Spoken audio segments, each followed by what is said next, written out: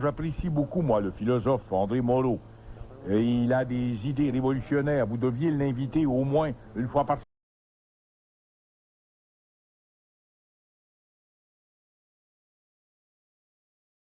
semaine. Oui, mais le rayon des croque-morts n'aime pas ça ici, mais madame, ma chère petite dame. Madame, monsieur Urgel Bourgier n'aime pas ça, monsieur Magnus Boirier, il n'aime pas ça, monsieur Boirier. Monsieur Sans Chagrin, Sans Regret n'aime pas ça non plus. Alors, nous avons des croque-morts qui nous dirigent ici, vous allez voir ça. Ces faces de plâtre avec leur habit noir rayé, leur chemise blanche à collet empesé, leur visage d'air bête qui me regarde d'ailleurs actuellement avec leur chapeau de forme et leur gants gris. Des croque-morts, voilà, cette entreprise, elle est dirigée par des croque-morts.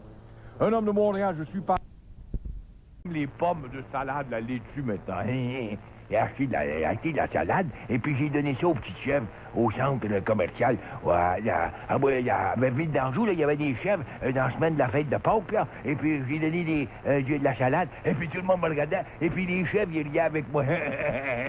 Alors, M. Momo est l'ami des chèvres, M. Forget. Ne perdez pas votre temps à dire que c'est votre ami.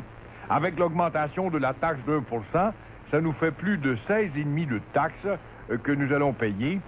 Ça stimulera sûrement pas les ventes dans les commerces et les Québécois voudront payer encore beaucoup plus en dessous de la table. Je suis tanné d'être encore taxé en plus du 28 $ que nous allons devoir payer pour les plaques d'auto. Monsieur Forget est de General Motors. Une auto, ça lui pèse pas lourd ses épaules. Enfin... Qui ne m'écoute pas, madame? Monsieur Momo ne m'écoute pas. Il n'est pas le temps d'écouter. Moi, je viens de prendre du pain et du beurre le midi, et puis je suis toujours en train de manger des restaurants. Un spécial à 14,95. Avec une soupe au poulet, un poulet au lieu, puis un beau poulet, un gros morceau, le dodu, là, et puis des patates frites, et puis des coques, tant que t'en veux à volonté. Et puis comme chez Eaton, il y a le nouvelle au café, dans du pain. Bon. Voilà, la vie de Momo à l'heure du midi ne m'écoute pas. Mais M. Forget de General Motors, lui, il assemble des pièces, il monte des voitures et à même la chaîne trouve le temps de téléphoner, m'envoyer des commentaires. L'ami de Momo. M. Forget se trompe éperdument, il pense qu'il est l'ami de Momo. Momo n'est que l'ami des seringues, M. Forget, encore une fois, espèce de têtu que vous êtes. L'ami de la nourriture, du gras autant que possible, de cholestérol. Et l'ami, depuis quelque temps, des lapins, M. Forget. On l'a vu dimanche passé, au mail de Ville d'Anjou, où là, il y a des animaux dans le cadre des fêtes de Pâques, acheter des pommes de salade et nourrir et faire rire toute la foule, nourrir les petites chèvres et les lapins. C'est une belle initiative de la taverne Magnan d'exposer des toiles du peintre Michel Perrin qui fait de très belles peintures hivernales au Québec. Je le connais, je l'ai vu lors d'une autre exposition. Une belle reconnaissance de votre part, M. Forget.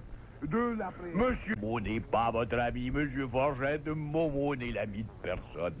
Il aurait pu être l'ami de Lulu en fin de semaine. Oui, c'était la fête à Lulu. Cette bonne mangeuse de miel, cette dévoreuse de miel Lulu, qui a déjà eu un œil pétillant sur la grande personne et le gros corps de Momo. Et Momo était venu lui souhaiter un joyeux anniversaire. Elle a eu 39 ans.